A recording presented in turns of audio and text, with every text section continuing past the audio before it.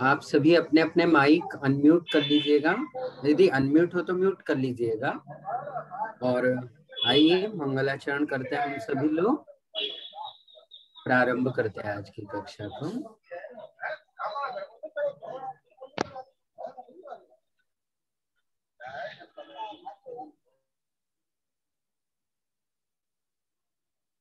आइए हाथ जोड़ ले सभी लोग और एक साथ भावपूर्वक मंगलाचरण करते हैं। नमो अरिहंताणं नमो सिद्धाणं नमो आयर्याणं नमो उवध्यायाणं नमो लोये सव्वसाहुणम्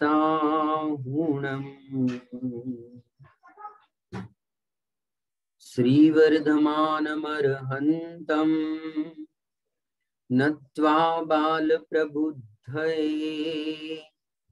विरच्यते मितस्पष्ट संदर्भ न्याय दीपिका। पंच परमेष्ठी भगवान की जय। देवादिदेव खदराट श्री आदिनाथ भगवान की जय। वर्तमान शासन नायक एक खदराट श्री महावीर भगवान की जय। परम पूज्य चारित्र चक्रवर्ती 108 आचार्य श्री शांति सागर जी महाराज की जय। परम पूज्य युग शिरोमणि संत शिरोमणि आचार्य श्री गुरुवर विद्यासागर जी महाराज की जय। परम पूज्य गुरुदेव मुनिपुंग श्री 108 सुधा सागर जी महाराज की जय। समस्त मुनि संघ की जय जय।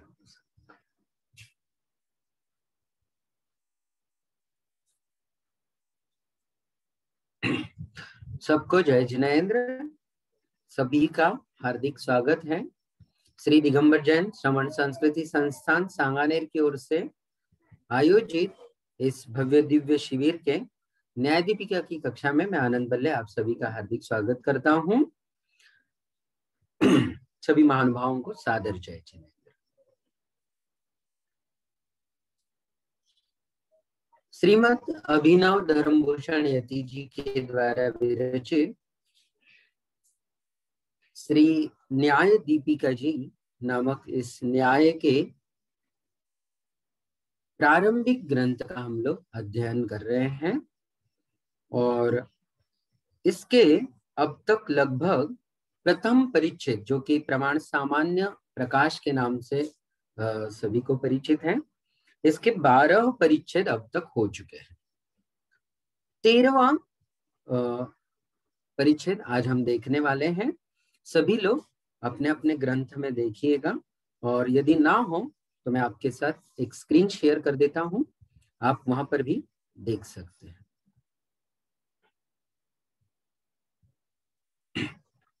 हाँ, स्क्रीन शायद शेयर हो चुकी है, आप लोग यहाँ पर भी देख सकते हैं। जिनके पास ग्रंथ अवेलेबल ना हो वो लोग यहाँ देख सकते हैं। चलिए, क्या प्रकरण चल रहा था उससे थोड़ा जुड़ जाते हैं। जो नए महानुभाव कुछ होगी उनके लिए ये थोड़ा सा विषय जो कि पिछले दिनों का था। हम बात कर रहे हैं प्रमाण के सामान्य लक्षण की। तो प्रमाण का पूज्यवर अभिनव धर्मभूषण यति जी ने लक्षण बनाया सम्यक ज्ञानम प्रमाणम। सम्यक ज्ञान को ही प्रमाण कहते हैं। प्रमाण के इस लक्षण में सम्यक और ज्ञानम यह 2 पद आए हुए हैं।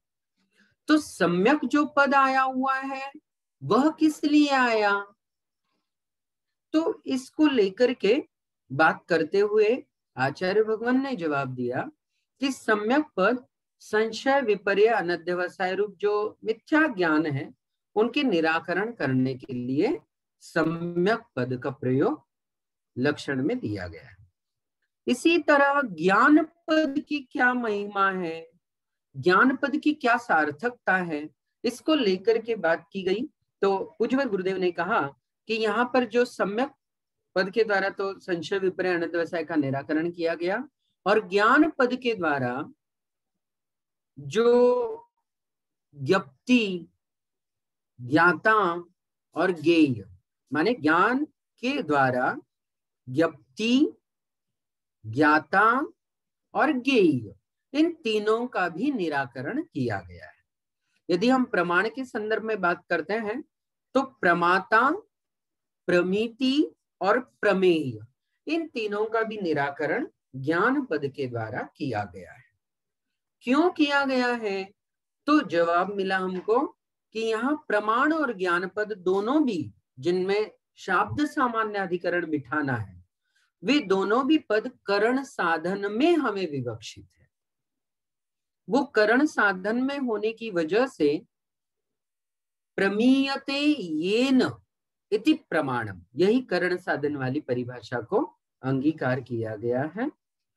इसके पश्चात भी एक शंकाकार ने शंका की कि आप प्रमाता को भिन्न कर रहे हैं प्रमाण से, वह एक बार समझ में आता है, वह ठीक भी लगता है, परंतु जो प्रमिति को ही आपने भिन्न कर दिया प्रमाण से, वह कुछ समझ नहीं आया, वह कुछ हमें गले नहीं उतरा। तो इसके शंकाकार की शंका के जवाब में हमारे आचार्य देव भगवान बोले कि जो प्रमिति है वह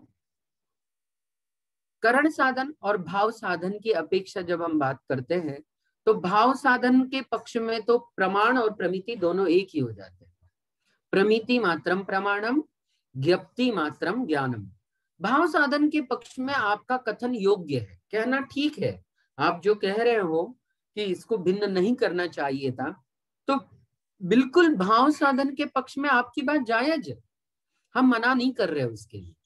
परंतु जब करण साधन की बात आती है, जब हम करण साधक तम की बात जब करते हैं, तब यह जो भाव साधन रूप पक्ष है वह भी प्रमाण से व्यावृत्त हो जाता है, अलग किया जाता है, उसको दूर किया जाता है।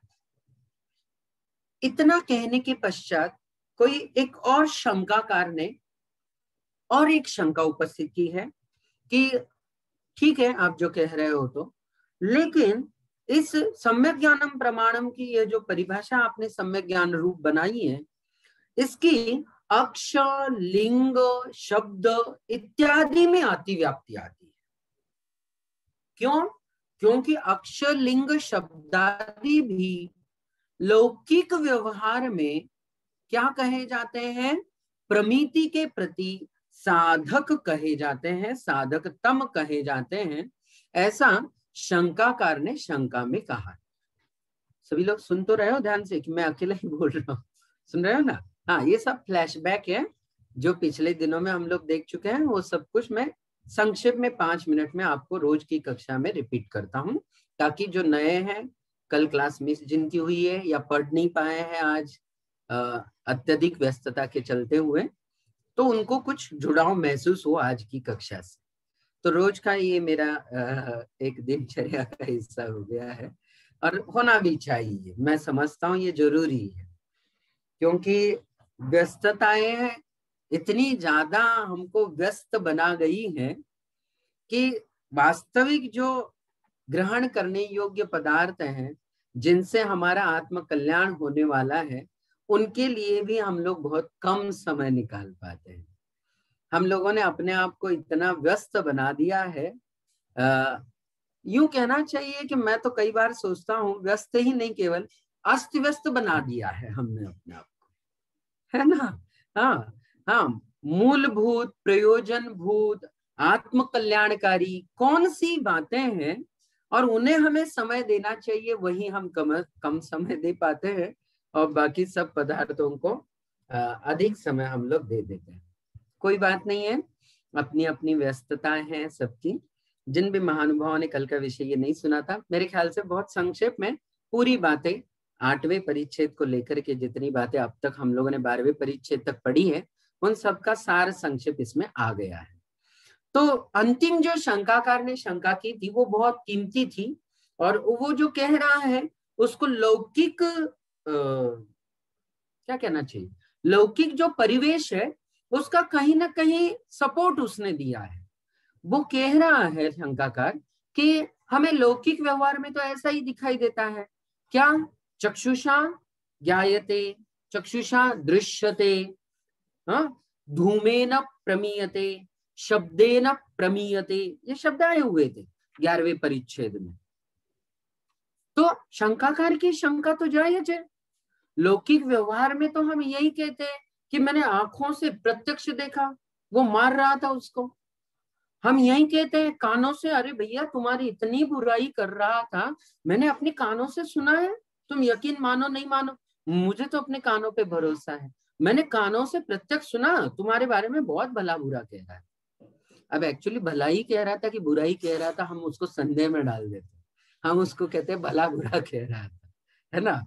हाँ हाँ, मतलब सामने वाला समझता है, देखो हमने कहा था भला बुरा कह रहा है, तो भला भी कहा ये भी बता रहे, लेकिन सामने वाला सुनने के मूड में नहीं है, वो भला तो पूरी तरीके से ड्रॉप कर देता है और समझता क्या है कि केवल उसने मेरे बारे में बुरा ही कहा होगा, भला तो कहने लायक मैं हूं नहीं, ये जानता है ना। हाँ, तो ये बात है।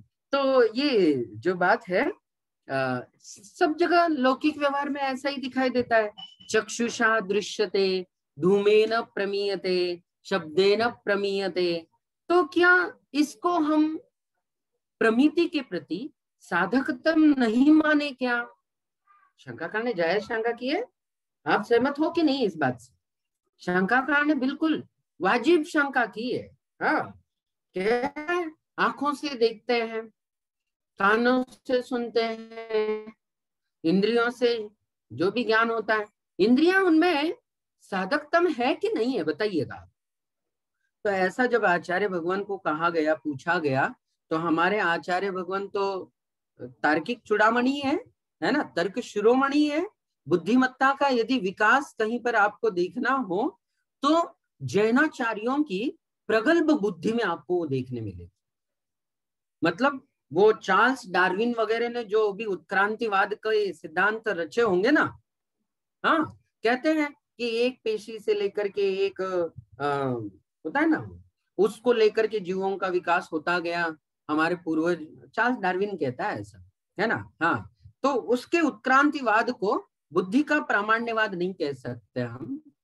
बुद्धि की विकसित दशा, परिपूर्ण तर्क शास्त्र को जिन्होंने बहुत डेवलप किया, उसके ऊंचे स्वर्ण शिखरों तक जिन्होंने पहुंचाया, उसमें बहुत बड़ा योगदान हमारे महान ऐसे जैनाचार्यों का निश्चित रूप से रहा है। उनके योगदान को भुलाया नहीं जा सकता। तर्कण शक्ति की ऐसी धार, ऐसी अद्वितीय प्रतिभा हमें अन्यत्र नहीं देखने मिल सकती। कहीं भी पूर्वापर विरोधाभास नहीं है कि पहले कुछ कह आए हो बाद में कुछ कह रहे हो, ऐसा होता नहीं, होता नहीं। जो कह आए हैं कहीं भी कहें, उस बात का पूरा स्मरण रखेंगे, पूर्वापर विरोध को रहित, मतलब कोई विरोधाभास कहीं नहीं दिखाई देता। ऐसा कथन हमारे जैनाचार्य हमेशा करते रहे हैं और ऐसे पूज्यवरों की असाधारण प्रतिभा को हम बारंबार बारंबार नमन करते हैं। ऐसे पूज्याचार्यों का ही ये महान हम पर उपकार है कि ऐसे अद्वितीय न्याय के अद्भुत ग्रंथों को आज हम भले भूमिका में पढ़ रहे हैं, बड़े बड़े बहुत विस्तृत ग्रंथ रचे गए हैं, परंतु जो प्रारंभिक ग्रंथ भी पढ़ रहे हैं उनमें भी बहुत कुछ विषय वर्ण विषय वस्तु न्याय की समालोडित की गई है। हमारे आचार्य और ने उत्तर दिया कि भैया तुम जिन इंद्रियों की बात कर रहे हो ना, वे इंद्रियां पहले तो बताओ कि चेतन है कि अचेतन है। सीधी साफ बात है, इंद्रियां सारी की सारी द्रष्टव्य है, देखने योग्य है, दिखती है, इसलिए जो दिखता है वो पुद्गल परमाणुओं से विरचित है और पुद्गलमय है, ये सब जड़ है। तो ये सब जो भी इंद्रियां हैं ये सब अचेतन हैं। क्या दिया हेतु? इंद्रियों को कहा कि ये करण साधन नहीं है। क्यों नहीं है? तो इसकी वजह बताई, यह स्वयं कैसी है? अचेतनत्वात्, अचेतन है।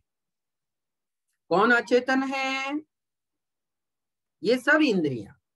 पांचों इंद्रियां सब के सब अचेतन है। हाँ, अचेतनत्व। देखो स्क्रीन पर ही देखो, शायद मैं ज्यादा बोलता रह जाऊंगा और आप लोग देखना भूल जाओगे। ये 12वें परिच्छेद में कुछ चीजें हैं, ये देखो। न च अक्षादिकम अज्ञान विरोधी, ये जो अक्ष इत्यादि है ये सब अज्ञान के विरोधी तो बिल्कुल भी नहीं है। क्यों नहीं है?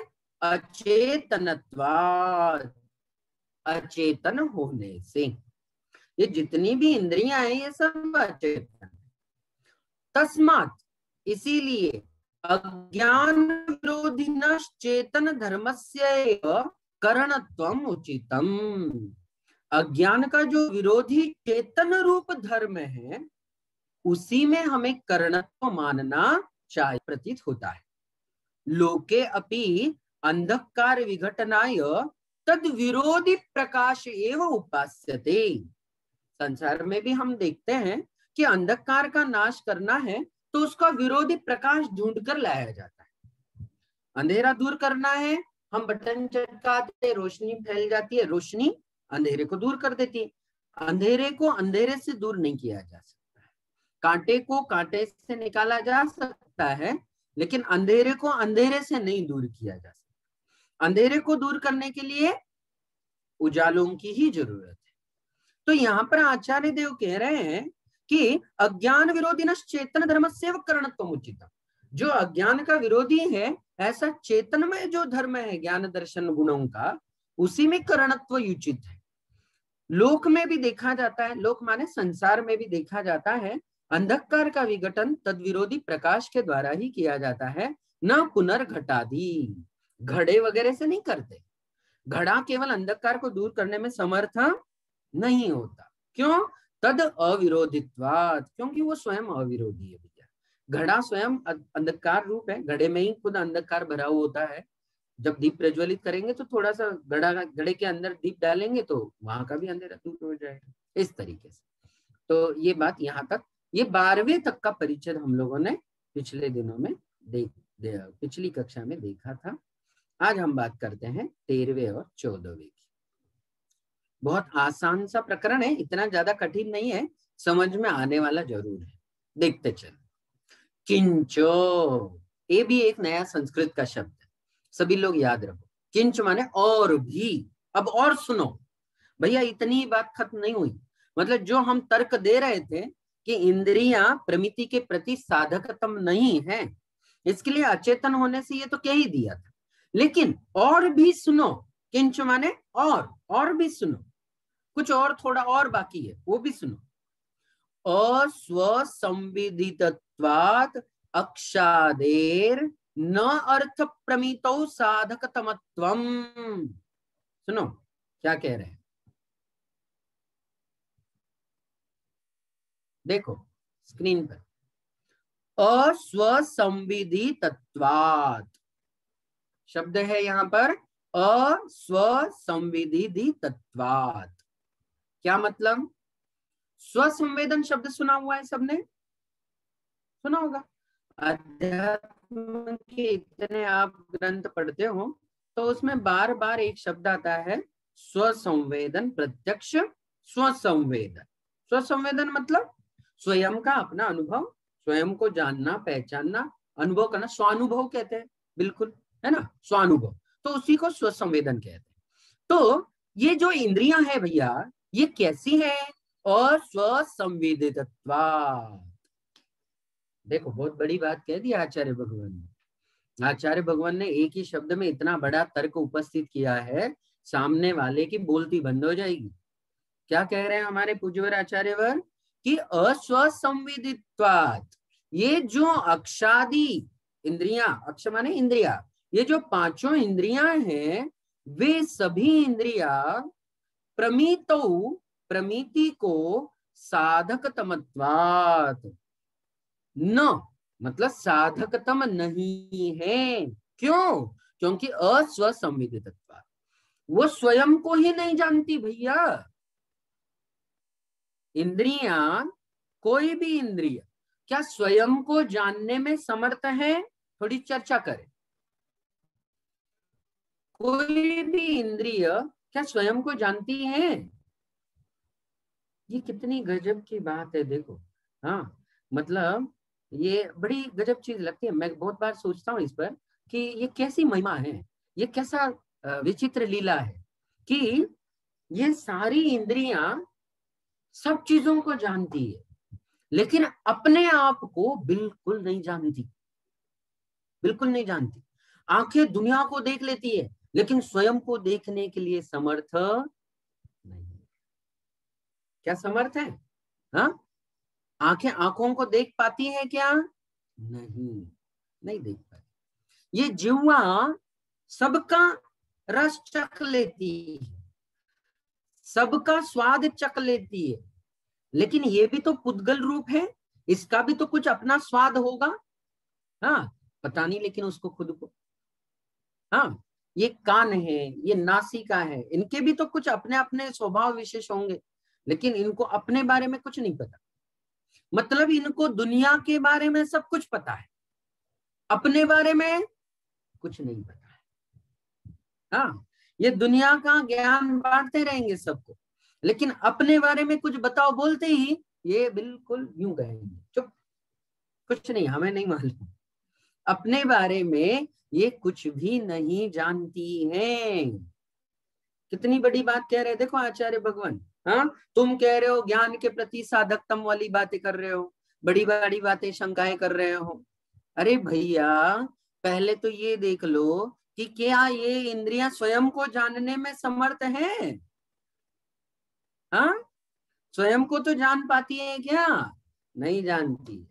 जब स्वयं को ही नहीं जानती तो क्या दूसरों को जानने के लिए ये करण का काम करेगी? ये साधकतम कैसे बनेगी? हाँ, जिस दिए में खुद की रोशनी ना हो वो क्या दूसरे को रोशन करेगा? है कि नहीं? हाँ, हाँ, कहते हैं ना, वो क्षमा क्या बुझेगी जिसे रोशन खुदा करे। हाँ, कहते हैं ना ऐसा। इन हवाओं से, इन तूफानों से कह दो कि भैया तुम कितना भी डराने धमकाने की कोशिश कर लेना, लेकिन ये हमारी खुद की रोशनी है, हमने किसी से उधार मांग के नहीं लाई। ये हमारे अपने चराग जल उठे हैं, ये हमारी खुद की अपनी दिए की रोशनी है, ये किसी से उधार मांग के नहीं लाई हुई है कि कोई झोंका आ जाए और बुझ जाए और अब क्या करे, किसका मुंह देखे, रोशनी कहां से लाए मांग करके। तो ऐसी आवश्यकता यहाँ नहीं है। एक महर्षि गौतम बुद्ध का वचन है, बहुत प्यारा वचन है, मुझे बड़ा अच्छा लगता है। उन्होंने उपदेशों में अपने शिष्यों को कहा कि ये कब तक उधार के ज्ञान से आत्म कल्याण की भावना रखोगे? कब तक दूसरों से ज्ञान पाकर के खुद को ज्ञानी समझोगे? अपने ज्ञान के दिए जलाओ। हाँ, बुद्ध ने एक बहुत सुंदर संदेश,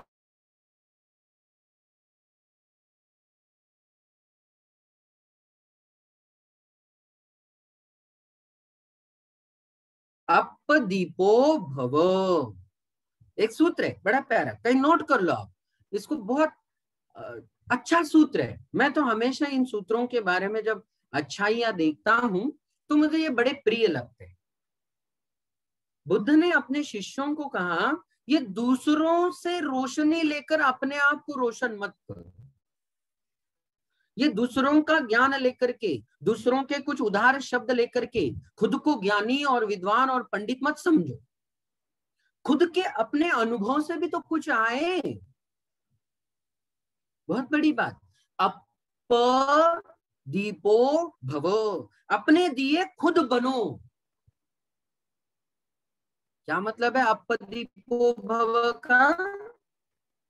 अपने खुद के दिए खुद बनो, अपने लिए रोशनी मत ढूंढो बाहर से, अपने भीतर के चिराग जलाओ, अपने भीतर की रोशनी को प्रकाशमान करो।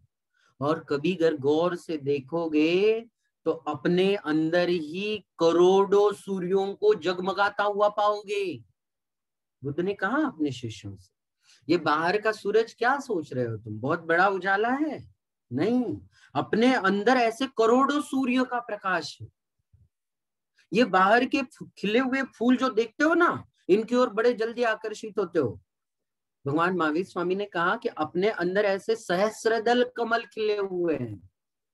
सहस्त्रदल कमल क्या मतलब? हजारों पंखुड़ियों वाले कमल, इतने खुशबूदार कि एक बार हम अपनी इस अंदरूनी, इस भीतरी गंध को पहचान लेंगे ना, फिर बाहरी गंध की हमें गंध भी नहीं आएगी।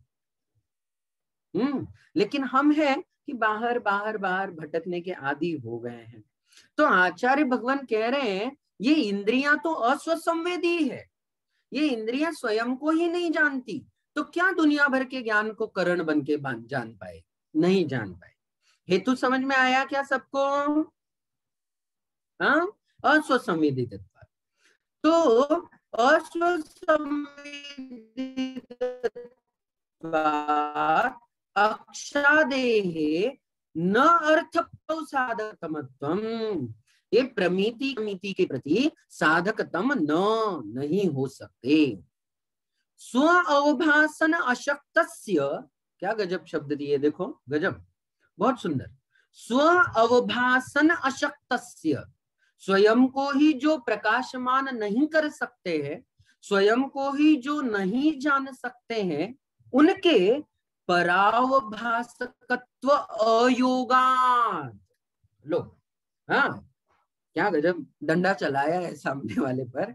बोल रहे आचार्य भगवान ये स्वयं को ही अवभाषित नहीं करते हैं, तो परावभाषकपना इनमें कहां से आएगा?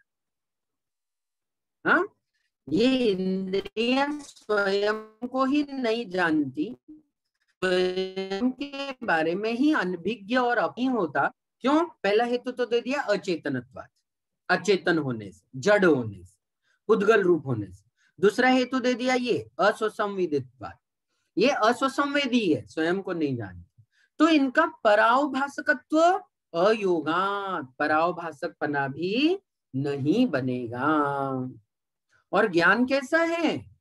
ज्ञानम तु स्वपरावभासकम प्रदीपादिवत प्रतीतम। ओहो, क्या शानदार बात लिखी। क्या लिखा देखो, ज्ञानम तु स्वपरावभासकम, और ज्ञान कैसा है? स्व पर अवभासक है। ज्ञान तो स्वयं को भी जानता है।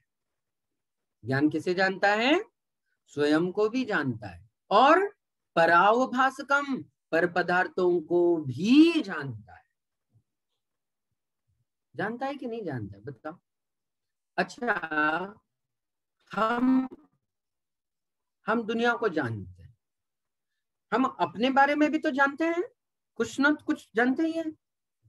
हमारा ज्ञान खाली दूसरों को जानने के लिए नहीं काम करता, अपने लिए भी तो बताता है। हाँ, मेरे बारे में भी तो कहता है कि नहीं? हाँ, दुनिया कैसी है? बड़ी मतलबी है। जरा गौर अंदर झांक कर देखो भैया, आनंद भाई, तुम क्या मतलबी नहीं हो क्या? तो ज्ञान तुरंत कह देता है। दुनिया को कह रहे हो, अपने अंदर भी तो झांक के देखो। लगता है दुनिया में बड़े राग द्वेष के झमेले। दुनिया किसको कह रहे हो? अपने अंदर की दुनिया को देखो। तुम रागी द्वेषी नहीं हो क्या? है आनंद भाई थोड़ी ना वीतरागी है कि नहीं? आनंद भैया में भी बहुत सारे राग द्वेष भरे पड़े हुए। हाँ, कसाई बाकी लोगों को देखते कितना गुस्सा करते हैं ये लोग, कितना कितना लालच भरा पड़ा हुआ है, कितना कपट छल कपट कर रहे हैं। हाँ, कितना दुनिया को ठग रहे हैं। भाई दूसरों को देखने के लिए दो आंखें दी है, उन्हीं प्रज्ञा चक्षु से थोड़ा अंदर भी देख लो, तो पता चल जाता है कि भैया तुम बहुत अलग नहीं हो, है ना? अपने आप को दूध के धुले और संसार को बिल्कुल पानी के धुले मत मानो। हाँ हाँ, जैसा दुनिया में सब कुछ है वैसा ही सब कूड़ा करकट हमारे अंदर भी कषायों का भरा पड़ा है। दुनिया की कषाय दिखती है, हमारी थोड़ी सी नहीं दिखती। क्यों? क्योंकि आंखों से अभी बाहर ही देख रहे हैं ना, अंदर देखने का समय ही नहीं मिल पाता है, अपने आप को देखने का समय ही नहीं मिलता है। तो अंदर देखेंगे तो अंदर तो कूड़ा करकट बाहर से ज्यादा भरा पड़ा है। हाँ हाँ, तो आचार्य भगवान कह रहे हैं ज्ञान तो कैसा है, स्वपराव भासकम, स्वपरभासी है, स्वयं को भी जानता है, पर को भी जानता है। किसकी तरह, प्रदीपादिवत प्रतीतम, प्रदीप की तरह, प्रदीपवत। अच्छा, जिन लोगों ने, देखो अभी जितना हम पढ़ रहे हैं ना ये पैराग्राफ, ये 13वां पैराग्राफ, इतने में श्रीमद माणिक्यानंद आचार्य जी के कम से कम 4-5 सूत्रों का, पहले ही अध्याय का, परीक्षा मुख जी के पहले ही अध्याय का कम से कम 5-6 सूत्रों का यहाँ भाव आ गया।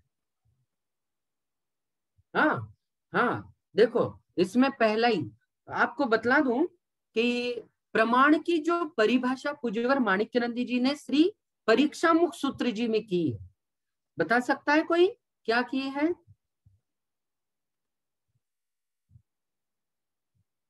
कौन बताएगा? कोई पढ़ा हुआ है पिछला?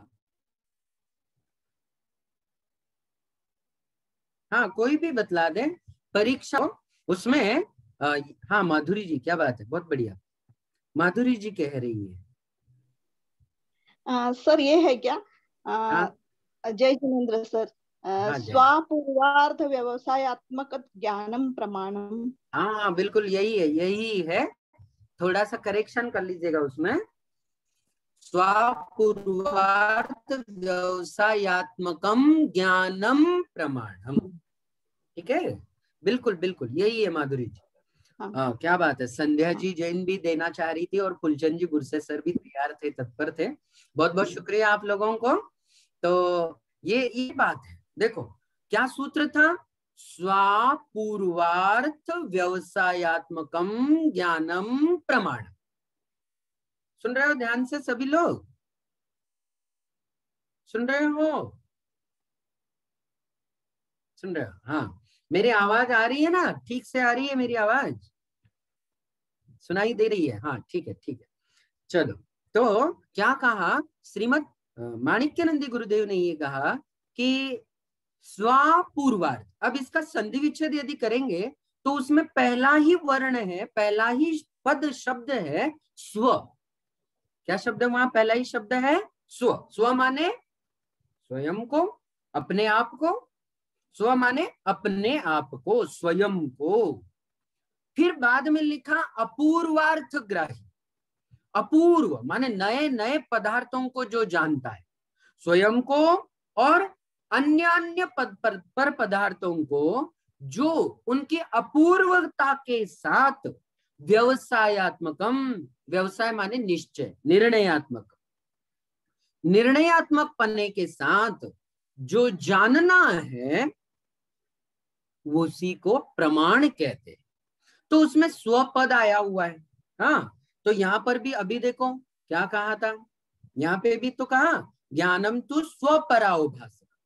एक और दिया देखो, ये प्रदीपवत जो आप देख रहे हैं ना, इतना ही प्रदीपवत,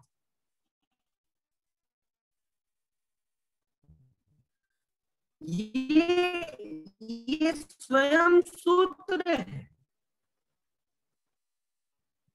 ये प्रदीपवत परीक्षा।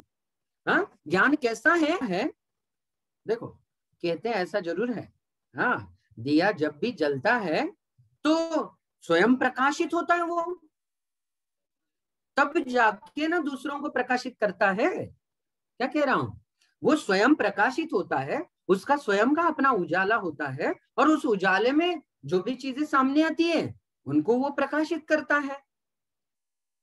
यदि स्वयं प्रकाशी नहीं होता तो बताओ वो क्या दूसरों को प्रकाशित कर पाता? नहीं कर पाता। तो जैसे दिया स्वयं प्रकाशी है और फिर पर प्रकाशी, स्वयं प्रकाशित पहले वो उठता है। अच्छा, इतना होने के बावजूद भी एक हमारे यहाँ लोकोक्ति कही जाती है, कौन सी? हाँ बिल्कुल बिल्कुल, दिए तले अंधेरा, दिए के तले में ही अंधेरा होता है। हाँ दिया तले अंधेरा। अब भाई दिया है, दिया तो देखो, दिया मतलब वो जो मिट्टी का नीचे का है आकार विशेष, वो नहीं है, दिए का तात्पर्य जो ऊपर ज्योति जल रही है, जो लौ जल रही है ना, दिया वो है। अब ये कहने में आता है कि दिए के तले ही अंधेरा होता है, हाँ? तो ये लोकोक्ति कही जाती होगी कुछ ऐसा, लेकिन वहां विरोध है। हाँ, वहां नीचे वो जो मिट्टी का कुछ आ गया ना विरोध, उसकी वजह से नीचे अंधेरा है। अन्यथा कोई भी ज्योति नीचे, ज्योति तो चहुं ओर से प्रकाशमान ही होती, ज्योति में कहीं भी अंधेरे का लवलेश नहीं, ऊपर नीचे उसके 10 दिशाओं में प्रकाशमान है। वो इसी तरीके से जैसे ज्ञान स्वपर प्रकाशी है, ज्ञान भी ज्योति की तरह ही स्वयं को जानने वाला और पर पदार्थों को भी जानने वाला है। तो ये बात यहाँ पर कही जा रही है। समझ में आ रहा है सबको? हाँ, हमारी एक और सोलापुर की बड़ी स्वाध्याय प्रेमी पंकजा जी आज वीडियो में दिख रही है। पंकजा दीदी जी, कुछ याद आ रहा है कि नहीं जो पढ़ा हुआ विषय है?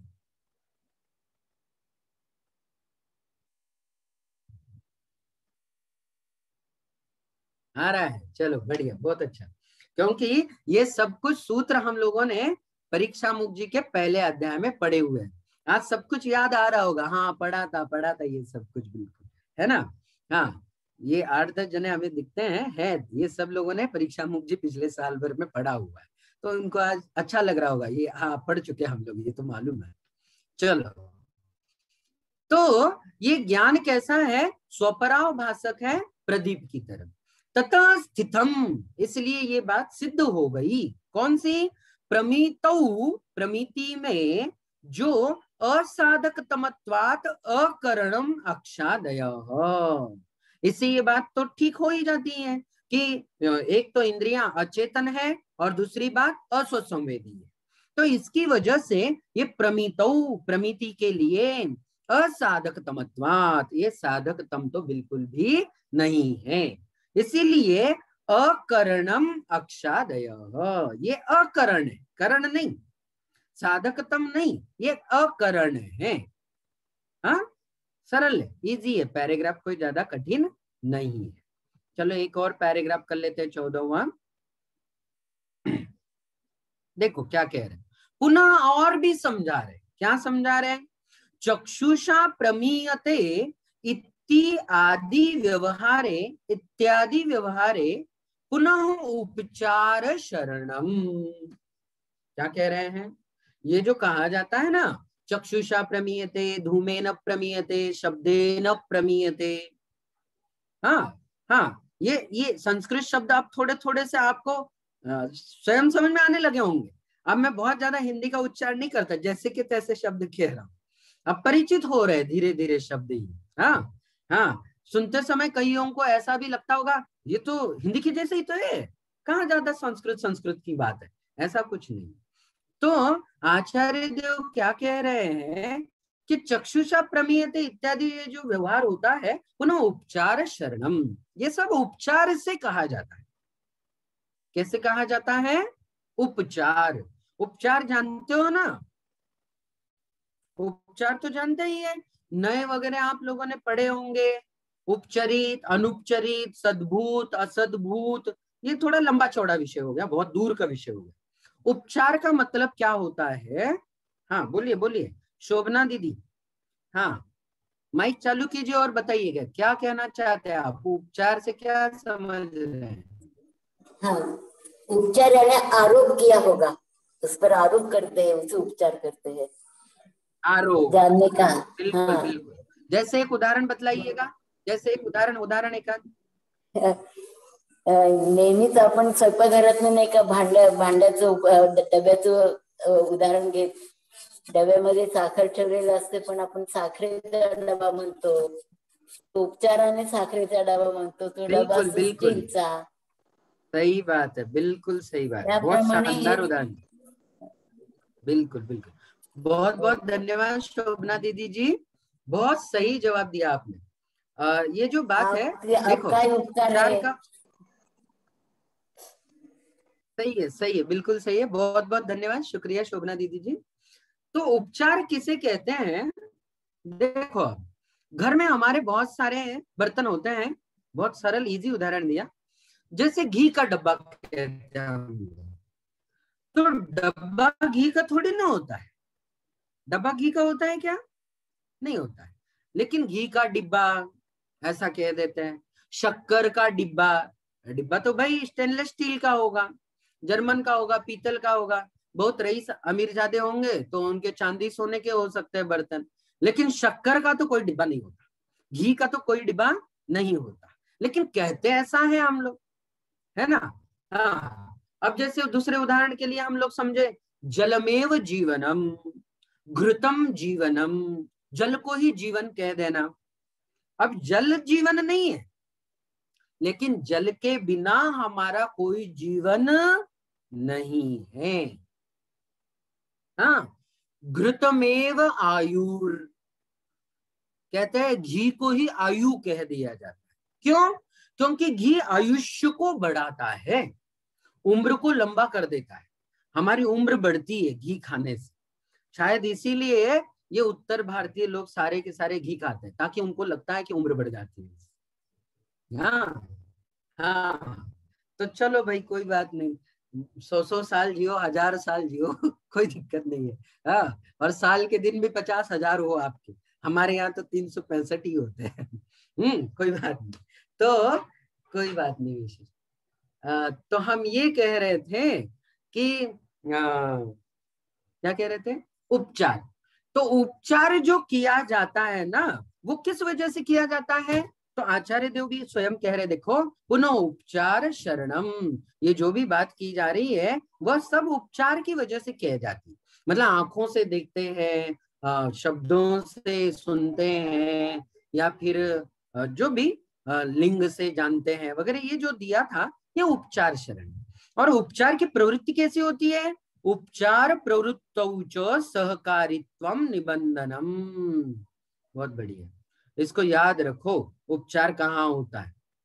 उपचार की प्रवृत्ति में सहकारित्व कारण होता है। निबंधन माने कारण, नोट कर लो। निबंधन माने कारण। सहकारी पना होने से, सहकारी पना माने क्या? सहायता करने वाला, सहायक, यूं कह सकते हैं इसको। तो क्या मतलब हुआ इनका सबका?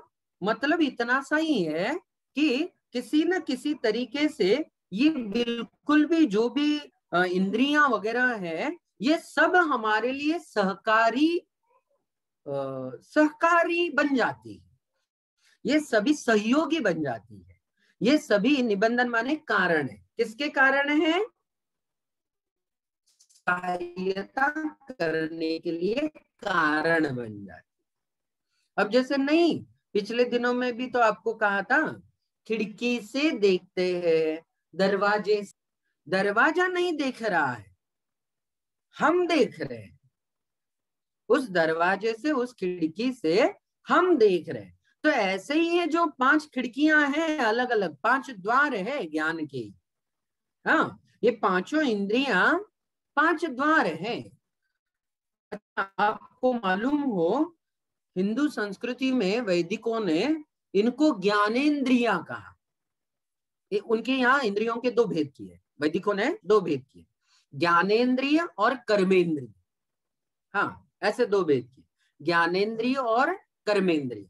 तो ये जो 5 इंद्रियां हैं, जिनको हम जनरली स्पर्श रस गंध वर्ण, ये तो स्पर्शन रसना घ्राण चक्षु कर्ण कहते हैं, ये सभी ज्ञानेंद्रियां हैं। और ये सभी ज्ञानेंद्रिय खिड़की की तरह है। हाँ हाँ, इनके पीछे जो खड़ा है, खिड़की के पीछे जो खड़ा हुआ है, वो जैसे खिड़की से देखता है, खिड़की नहीं देखती, वैसे ये पांचों इंद्रियां नहीं जानती। इन इंद्रियों के पीछे कोई और है, वो जानता और देखता है। समझ में आई बात? हाँ हाँ।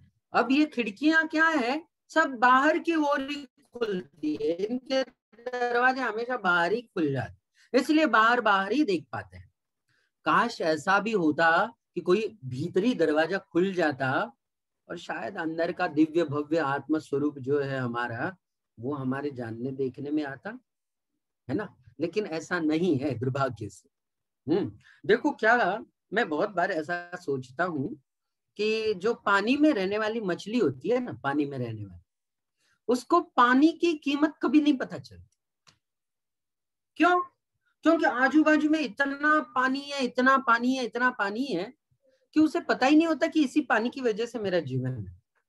अच्छा, उसको कब पता चलता है पानी उसके लिए कितना जीवन था, पानी उसके लिए कितना महत्वपूर्ण था, ये कब पता चलता है? हाँ बिल्कुल, कब? जब उसको पानी से थोड़ा पकड़ के बाहर कर देते हैं ना। हाँ, उसको पानी से बाहर कर दिया और छटपटाहट मच गई। अब सांस लेने की दिक्कत हो रही है, अब तड़पड़ा रही है बिल्कुल, तब पता चलता है अरे जो मेरे आजू बाजू में था ना, वो पानी बड़ा कीमती था, उसी वजह से मेरा जीवन था। हाँ, तो हमारे साथ क्या है कि हमारे साथ ऐसा व्यवहार भी कोई नहीं कर सकता कि इस आत्मा को कोई दिखा दे कि भैया तू कौन है, इसको पकड़ के बाहर खींच के ये दे, ये देख, ऐसा नहीं कर सकता है। हाँ, मछली को तो बतलाया जा सकता है एक बार कि ये तेरे लिए पानी था और यही तेरा जीवन था, लेकिन हमारे साथ ऐसा करना भी संभव नहीं है। काश ऐसा होता ना कि कोई दिखा देता। हाँ, अच्छा, ये जो भी हम लोग स्वाध्याय करते हैं, ये ग्रंथ हमें अपने बारे में ही दिखा रहे होते। पूज्य कुंद कुंद देव ने समय साजी में कहा, तम दायेज्य प्रमाणम, मैं उस ज्ञान वैभव स्वरूपी आत्मा को दायेज्य मैं दिखाऊंगा आपको। बोले क्या गजब की बात है। हाँ, कुंद कुंद देव ने तो प्रतिज्ञा की समय साजी में, मैं प्रमाण विवहेण, वैभव के साथ, बड़े वैभव के साथ मैं दिखाऊंगा। और फिर क्या कहा, चुक्केज छलम न घेतव्यम, यदि मैं दिखाने में कहीं चूक कर जाऊं तो उस चूक को, उस गलतियों को ग्रहण मत करना। ये प्रारंभ की 5वीं 6ठी कुछ गाथाएं हैं। हाँ हाँ, पूज्य अमृत चंद्राचार्य जी ने जो इस पर कलश लिखे ना, उनमें भी एक बहुत शानदार कलश है।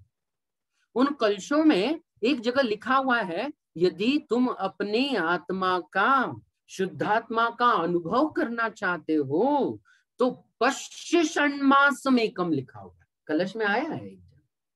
बहुत शानदार सूत्र है ये जीवन के। देखो, पश्य षण्मास में कम, बहुत शानदार सूत्र है। बोले 6 महीने प्रयास कर, तू केवल 6 महीने अपने आप को जानने का प्रयास करोगे ना, बड़ी लगन और मेहनत के साथ, इस आत्मा के दर्शन हो ही जाएंगे।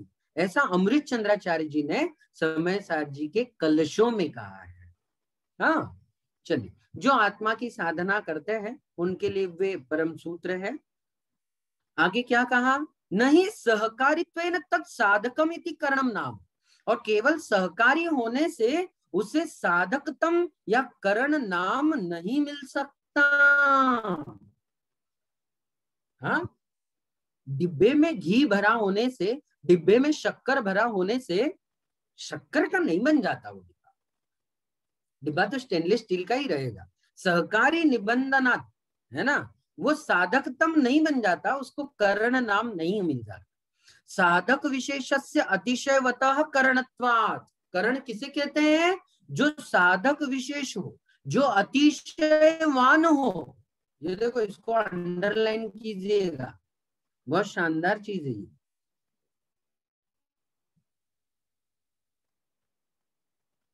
क्या लिखा है देखो, साधक विशेषस्य अतिशयवतः करणत्वात्, साधक विशेष को ही, मतलब सामान्य साधन को नहीं, विशेष कोई साधन जो कि कैसा है, अतिशयवतः, अतिशयवान हो, जिसमें कोई अतिशय हो कि वो प्रमिति को उत्पन्न कर सके, ऐसे साधन विशेष को ही करणत्वात्, करणपना उपलब्ध होता है।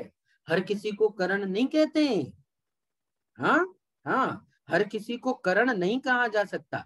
तदुक्तम जैनेन्द्रे, मैंने पिछले दिनों में भी कहा था, एक सूत्र आया था ना जैनेन्द्र व्याकरण का भी।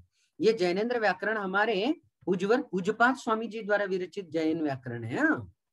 हाँ, सुना होगा ना आप लोगों ने, समाधि तंत्र, इष्टोपदेश जी वगैरह पढ़ा हो, सरवार सिद्धि जी कभी सुनी हो, तो पूज्यवर पूज्यपाद स्वामी एक ऐसे आचार्य हुए हैं जिन्होंने मन, वचन और काय तीनों योगों की शुद्धि के लिए ग्रंथों की रचना की।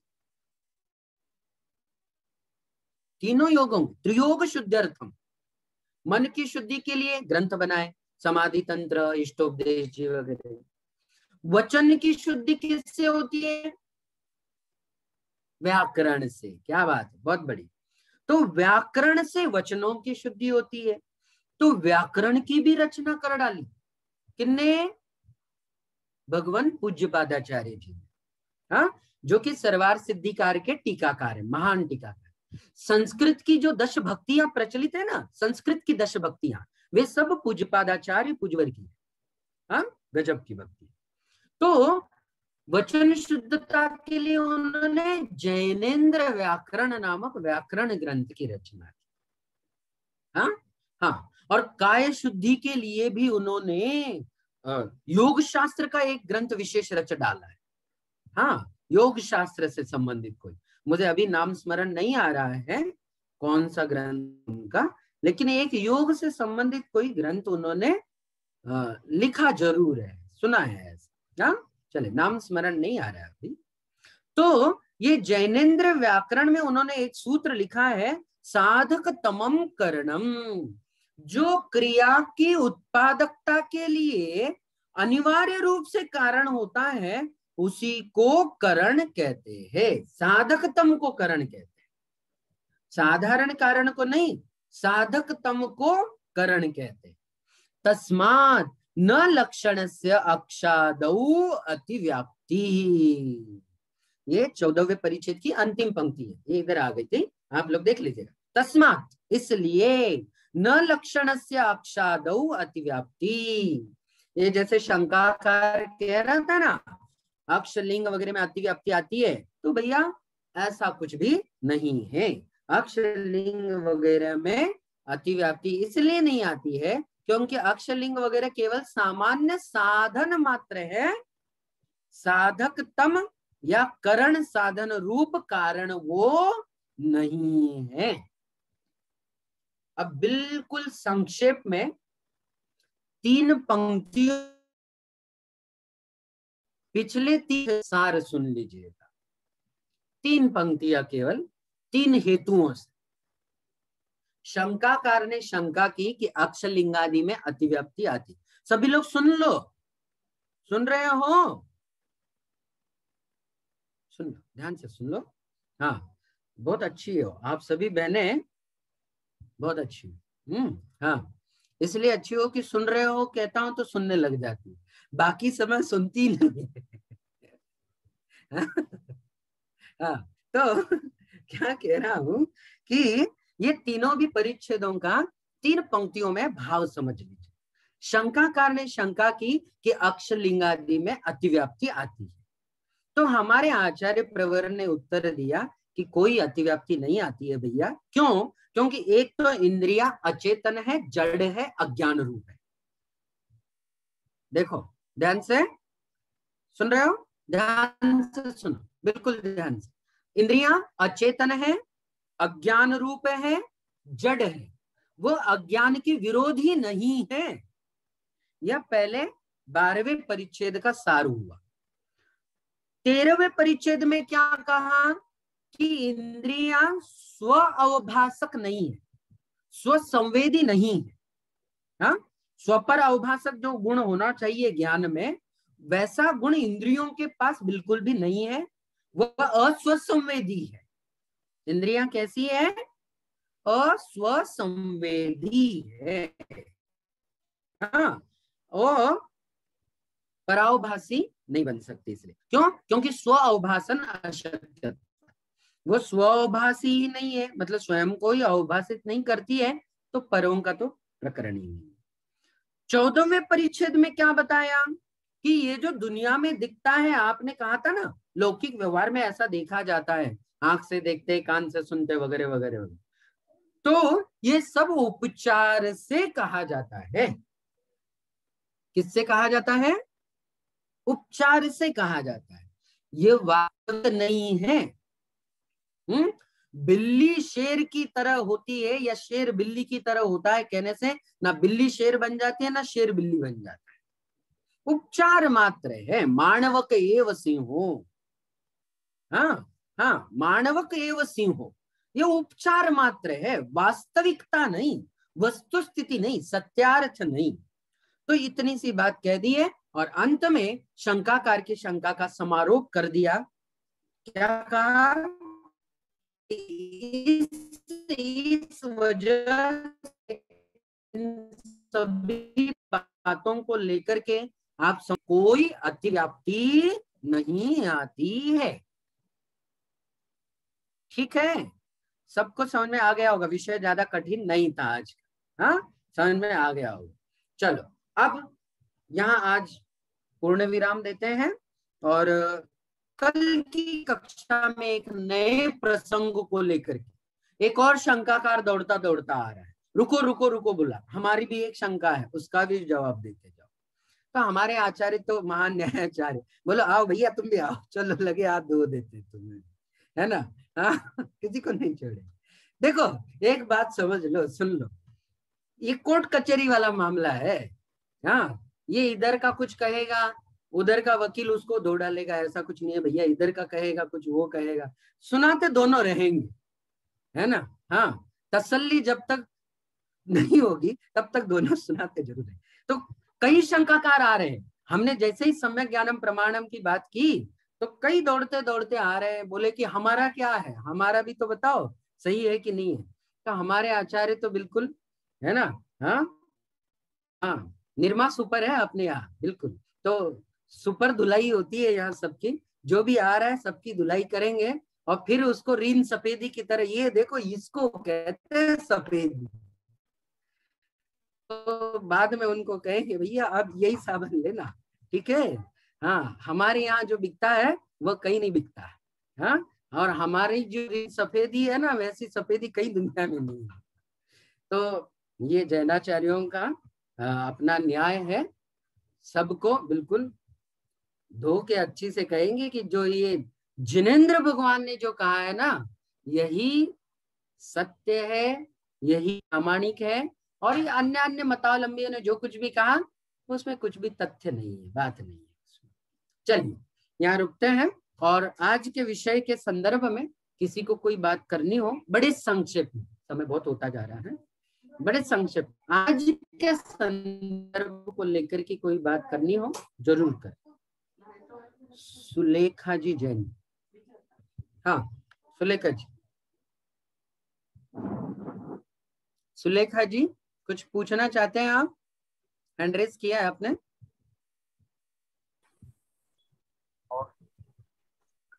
जय जिनेंद्र जी। नहीं, वो वैसे ही हो रहा था। हाँ जी, जय जिनेंद्र। वैसे ही पहले ही कर रखा था।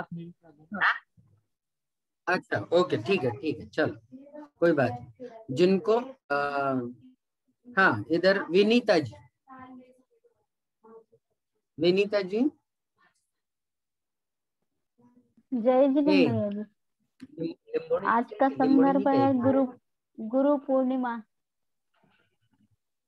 आज गुरु पूर्णिमा के संदर्भ पे एक मिनट, एक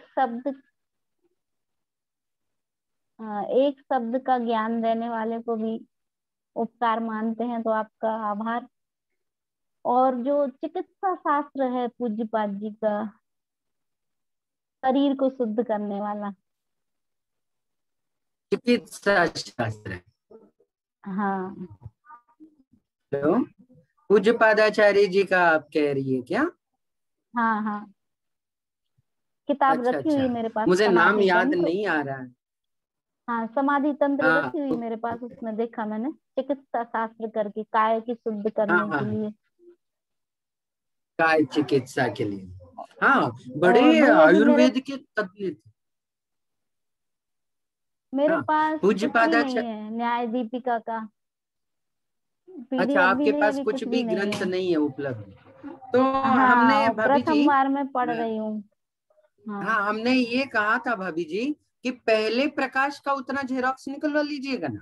एक 42 पेज का हमने पीडीएफ ग्रुप में सेंड किया था, तो उसका जेरोक्स वो नहीं शायद निकलवाया।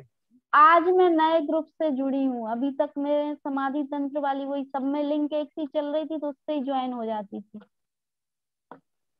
आज मुझे अच्छा आया अच्छा, ग्रुप चलो विनीता आमंत्रण। भाभी हाँ जी, मैं आज पुनः एक बार क्या करता हूँ, वो जो पीडीएफ है ना पहले प्रकाश की, मतलब पहले प्रकाश से हाँ तात्पर्य हाँ पहले अध्याय की, तो उस पहले जी अध्याय की पीडीएफ पुनः एक बार आज ग्रुप में डाल देता हूँ।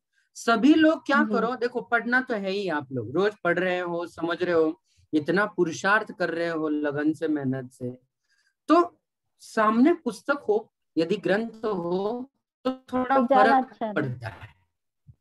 पड़ता है ना? हाँ, पड़ता है, जरूर पड़ता है। तो मैं एक बार पुनः शेयर करिए देता हूँ आज, आप लोग जरूर उसकी झेरॉक्स निकलवा लीजिए। 42 पेज की है केवल, पहले मुझसे बहुत कुछ। हाँ। और आपने जो प्रारंभ में आभार प्रकट किया उसके लिए भी बहुत बहुत धन्यवाद। वास्तव में क्या है कि गुरु पूर्णिमा पर गुरुओं को ही स्मरण करना चाहिए। और हमारे यहाँ क्या है कि जैन दर्शन में मैंने अभी गिनाया आपको कि हम बहुत रागी द्वेषी है, हम में भी बहुत सारी कषाएं भरी पड़ी है, और हम किसी भी अपेक्षा से हमारे जैन दर्शन में बड़ी बड़ी गजब की चीजें दी है, अद्भुत परिभाषाएं दी है। हमारे आरंभो परिग्रह का ओ, ऐसे गुरुओं को ही गुरु कहा गया है। हम जैसे तो सामान्य अध्यापक कहिएगा, शिक्षा गुरु नहीं बन सकते हम ऐसे, लेकिन हाँ ठीक है, लौकिक व्यवहार में ऐसा कहा जाता है कि एक भी वर्ण किसी से पढ़ लेते हैं तो वो बड़े उपकारी होते हैं, कहा जरूर जाता है। निश्चित तौर पे हम आपकी भावनाओं का सम्मान करते हैं, परंतु जैन दर्शन की गुरु की परिभाषा बहुत अद्वितीय है। हम भी चाहें कि ऐसे गुरु को बारंबार प्रणाम करें, जिनकी वजह से आज जो कुछ भी गंगा का थोड़ी बहुत हम तक धारा आई है, उसकी वजह से उपकृत हुए हैं। आज और कल गुरु पूर्णिमा की पावन अवसर पर ऐसे सभी गुरुओं की परंपरा को हम शतशः प्रणाम करते हैं, नमस्कार करते हैं। बहुत बहुत शुक्रिया भाभी जी, धन्यवाद। चलिएगा, जुड़ते हैं आगे। माधुरी जी कुछ पूछना चाहते हैं पुनः? हाँ जय जिनेन्द्र सर, पिछले पिछले वाला हाँ, पिछले पैराग्राफ से है, 9वां परिच्छेद से है।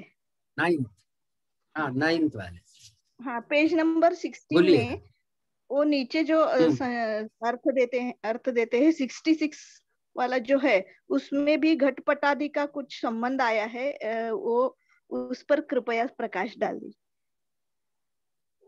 66 एक मिनट देख, क्या आया है, क्या प्रकरण आया है, थोड़ा आप ही बता दीजिए जल्दी से, क्योंकि मुझे पहुंचने में वहां तक देर लगेगी। मेरे में हाँ नंबर्स अलग चल रहे हैं यहाँ पर स्क्रीन पर। वो मेरा ये ज्ञान पद से प्रमाता, प्रमिति और प्रमेय की व्यावृत्ति जो बताई, रुको उसमें प्रमेयत्व के लिए घटपटादि बहिरार्थपेक्षया, इसका समझ में नहीं आया। आप हिंदी में कह रही है क्या कुछ? घटपटा नहीं, संस्कृत का घटपटादि बहिरार्थपेक्षया प्रमेयत्वम, 16 पेज पे। 16 में मूल में है क्या? कहीं मूल में है? मूल में नहीं, वो नीचे संस्कृत के जो नंबर वाइज देते हैं ना अर्थ। अच्छा, टिप्पणियों में आप कह रही है, टिप्पणियों में कह रही है। टिप्पणी में 9 नंबर के परिच्छेद में पेज नंबर 16 और 66 टिप्पणी, 66 नंबर। अच्छा, ननु ज्ञान पदेन वाली, ये बड़ी वाली कह रही है क्या? 66 हाँ, घटपटादि का कोई संबंध अच्छा, आया है। मैंने देखी नहीं है, देखता हूँ एक बार। ननु ज्ञान पदेन यथा प्रमातु प्रमितेश्च व्यावृत्ति ही कृता, जैसे ज्ञान पद के द्वारा, माधुरी भाभी देखिएगा, हाँ, ननु माने निश्चय से या शंका के रूप में भी बात की जाती है। ननु ज्ञान पदेन यथा प्रमातु प्रमितेश्च व्यावृत्ति ही कृता, जैसे ज्ञान पद से आपने प्रमाता और प्रमिति दोनों की तो व्यावृत्ति कर दी है, कृता माने कर दी है। तथा उसी तरीके से प्रमेय से कथम न कृता, आपने प्रमेय की क्यों नहीं की, उसी प्रकार से ऐसा कोई कह रहा है। ननु माने शंका ही है यहाँ पर। हाँ, कोई शंकाकार ने शंका की है कि ज्ञान पद से आपने प्रमाता और प्रमिति की व्यावृत्ति कर दी, परंतु प्रमेय की क्यों नहीं की। तस्यापि ज्ञानत्व अभावात्, क्योंकि ज्ञान उसमें भी तो नहीं है। किसमें ज्ञान नहीं है? प्रमेय में। प्रमेय में भी।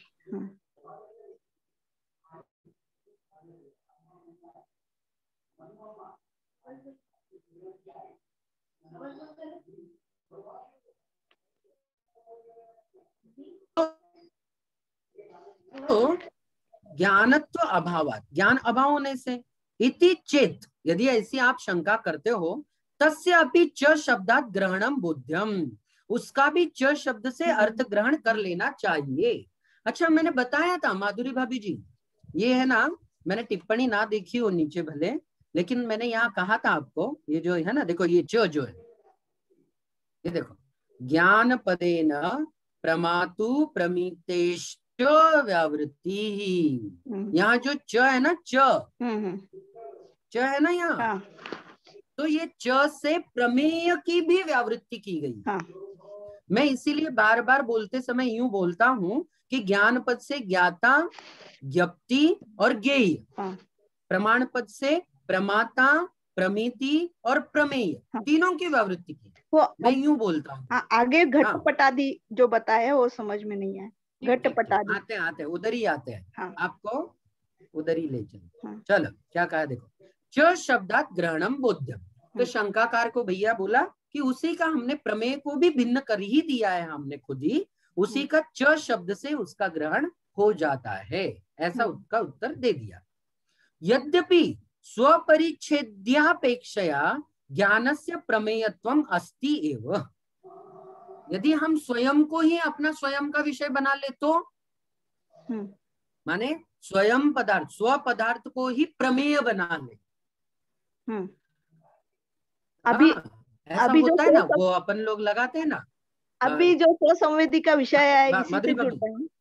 हाँ बिल्कुल बिल्कुल, वही कई बार होता है ना। क्या होता है, ज्ञान मैं, ज्ञाता भी मैं ही, जानूंगा किसको, ज्ञेय कौन, मैं ही, और मेरे जानने का प्रमिति रूप फल क्या मिलेगा, मैं रूप ही मिलेगा, स्वरूप ही मिलेगा। हाँ, माने जानने वाला मैं, जानूंगा किसके द्वारा, मेरे द्वारा, किसके लिए जानूंगा, मेरे लिए जानूंगा, किससे जानूंगा, मुझसे जानूंगा। ठीक है, अधिकरण क्या होगा, मैं ही खुद का स्वयं अधिकरण बन जाऊंगा। तो उस समय में एक ऐसा ही एक समय है जहां प्रमेय भिन्न नहीं हो सकता है ज्ञान से, लेकिन तथापि घटपटादि बहिरार्थ अपेक्षया, घटपट मतलब घट माने कलश, पट माने कपड़ा, कोई घड़ा, कोई वस्त्र इत्यादि जो बहिर्थ है, बहिर्थ माने बाह्य पदार्थ है, उनकी अपेक्षा प्रमेयत्वम नास्ति इति, उनमें प्रमेयत्व जो है, वह जो प्रमेयत्व है वो ज्ञान रूप है क्या? घड़ा ज्ञान रूप होता है क्या? पट माने कपड़े वगैरह, वस्त्र आदि, वो प्रमेय रूप होते हैं क्या? नहीं होते।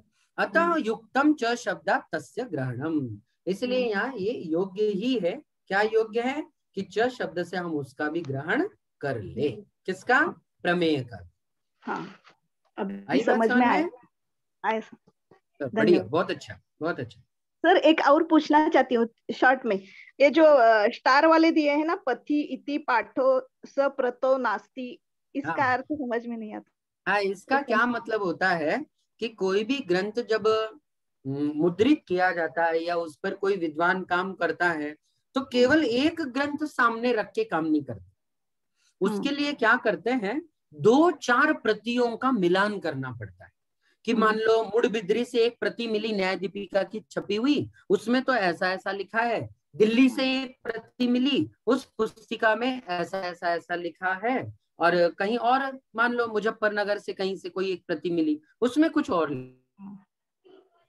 लिखने वाले या विद्वान क्या करते हैं, वो कहते हैं कि देखो हमारे सामने 3 प्रतियां थी और तीनों प्रतियों में मुड़बिद्री वाली प्रति में उसको नाम दिए जाते, अ प्रति, ब प्रति, क प्रति, ड प्रति, जितनी प्रतियां होंगी उतने नाम दिए। और यूं लिखा जाता है नीचे कि इस प्रति में ऐसा पाठ भेद, इसको पाठ भेद कहते हैं माधुरी भाभी। हाँ सर।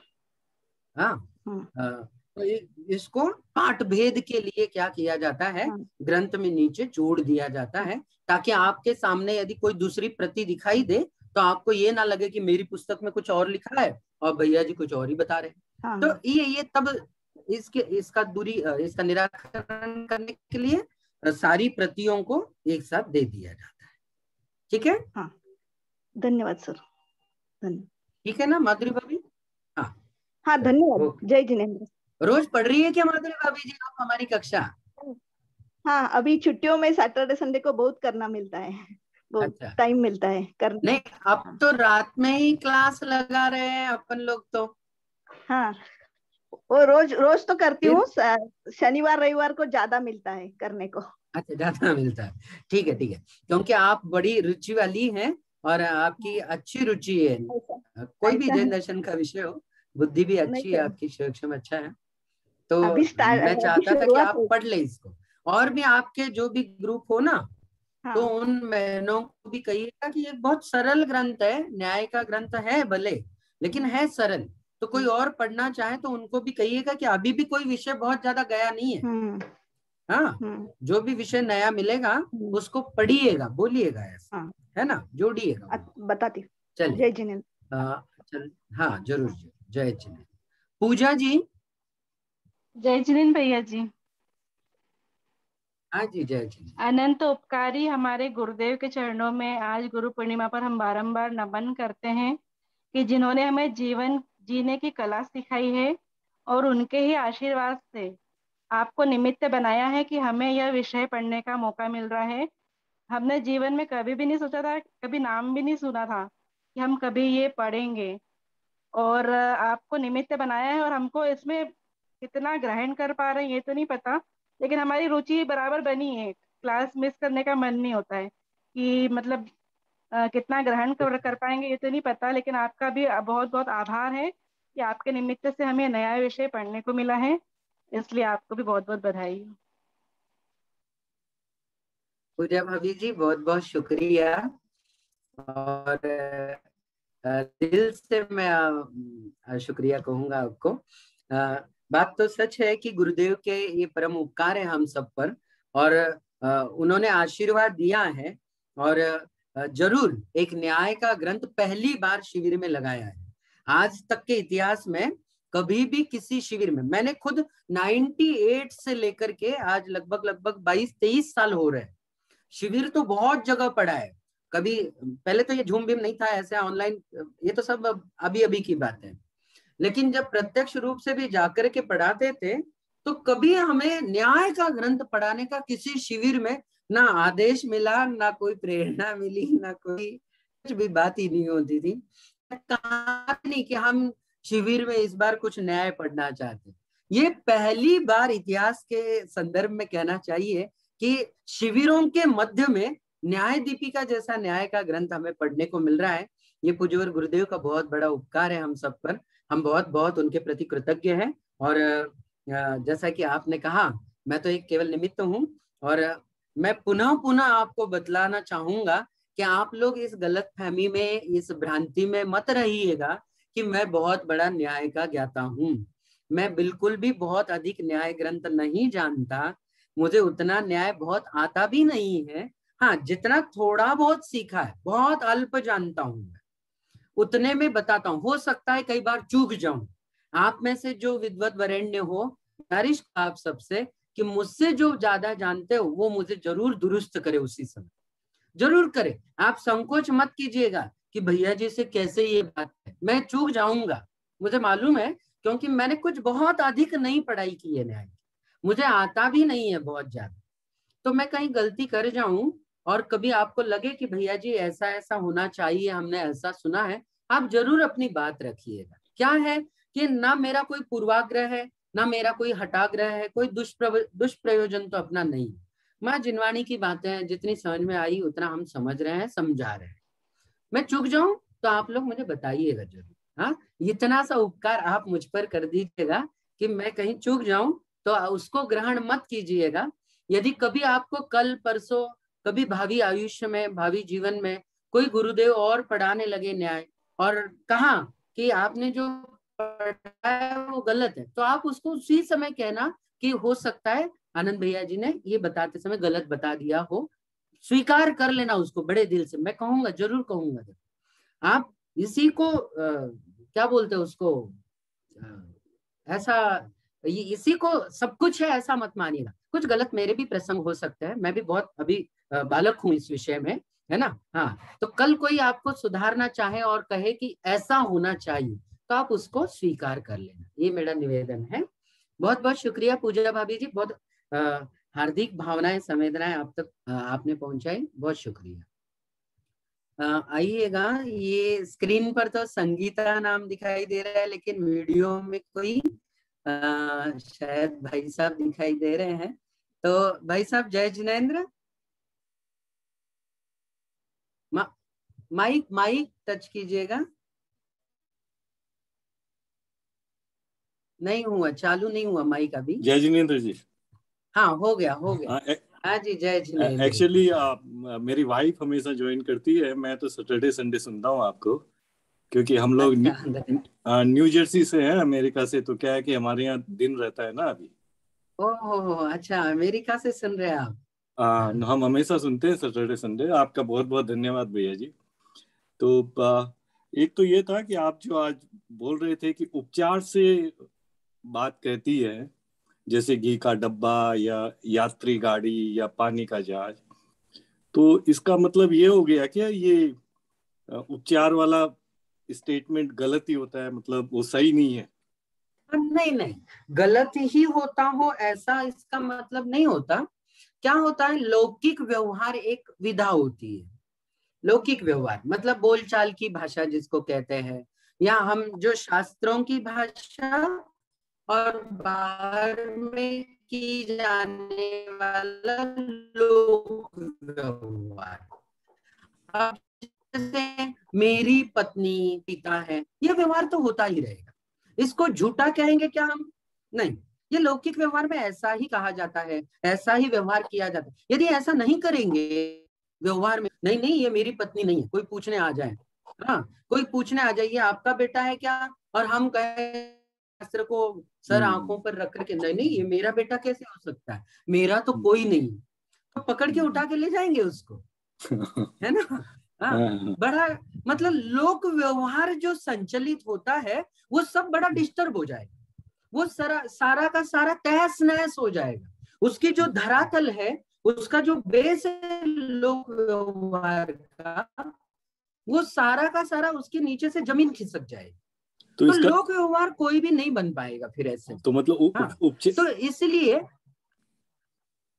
इसीलिए हमारे पूज्यवर आचार्यों ने कहा कि इसको उपचार से, माने जो लोक व्यवहार में कहा जाता है वो सिद्धांततः भले गलत हो, सिद्धांततः मतलब शास्त्रीय भाषा में, अध्यात्म की भाषा में वो सब गलत है, मिथ्या है, मोह माया है, सब ठीक है, परंतु लौकिक व्यवहार में उसको सम्यक माना जाता है, इसलिए उसको औपचार कहा, उपचार से वो सम्यक है, यूं कहा, उसको गलत नहीं कहा आचार्यों ने। ओके, अच्छा, आप पता नहीं आगे कभी सुन पाएंगे कि नहीं सुन पाएंगे, मतलब कक्षाओं में, सैटरडे संडे बीच में सोमवार से शुक्रवार की बात, सोमवार से शुक्रवार के बीच में कभी और विषय आएगा। पूज्यवर हमारे यहाँ 5वीं 6वीं 7वीं शताब्दी में एक महान आचार्य हुए पूज्यवर अकलंक देव, भट्टा कलंक देव के नाम से सभी परिचित है। तो अकलंक देव ने एक बहुत बड़ा न्याय शास्त्र और न्याय शास्त्रकारों की पद्धति को बहुत बड़े उपकार से उपकारित किया।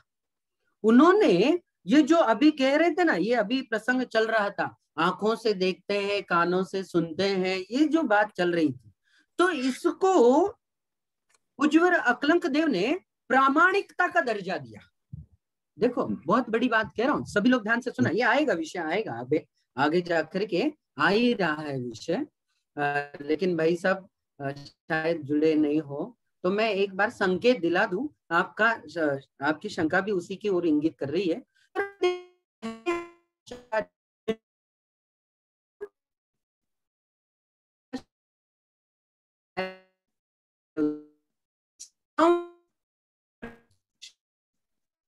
गजब का शब्द उन्होंने जैन दर्शन की प्रणाली को दिया।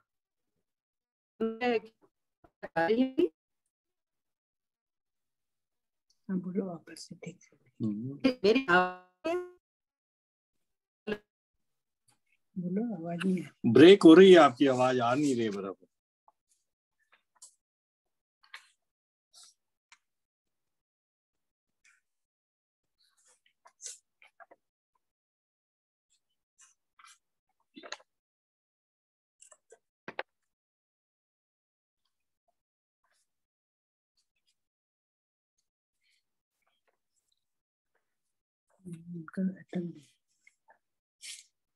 हो जाए।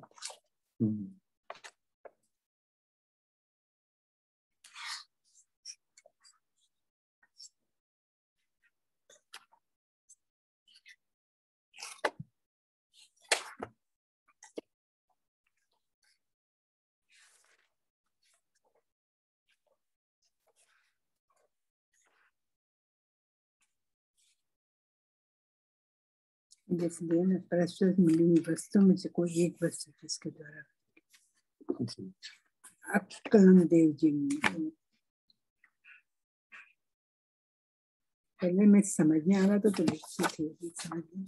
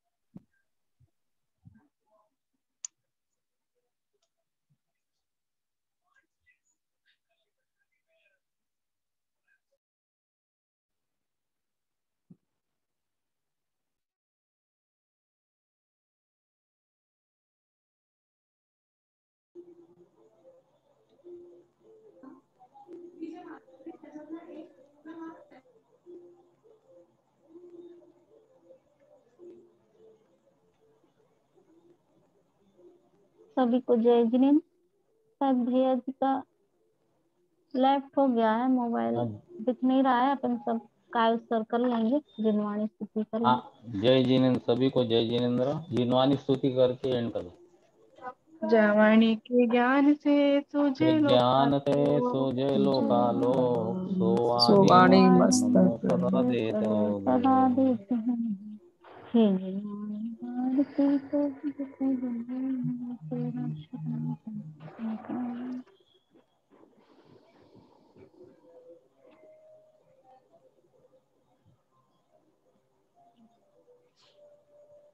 द्वादशांग जिनवाणी माता की जय। सभी को सादर जय जय।